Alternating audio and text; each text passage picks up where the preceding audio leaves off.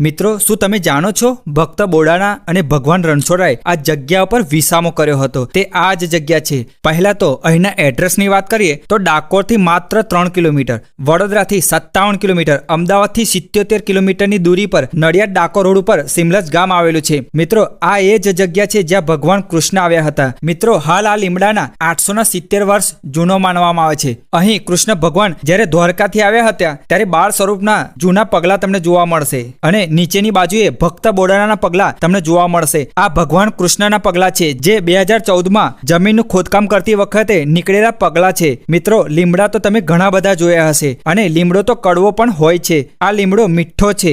ભગવાનને જ્યારે બોડાના ભક્ત દ્વારકાથી લઈ આવ્યા હતા ત્યારે ભગવાન કૃષ્ણએ ગાડું હાંક્યું હતું અને ભક્ત બોડાણાને ગાડામાં સુવડાવી દીધો હતો અને આ જગ્યા ઉપર ઉતાર્યું હતું. ત્યારબાદ બોડાણાને ઉઠાડ્યો, પછી કહ્યું તારું ખાખર્યું વણ આવી ગયું. ભક્ત બોડાણા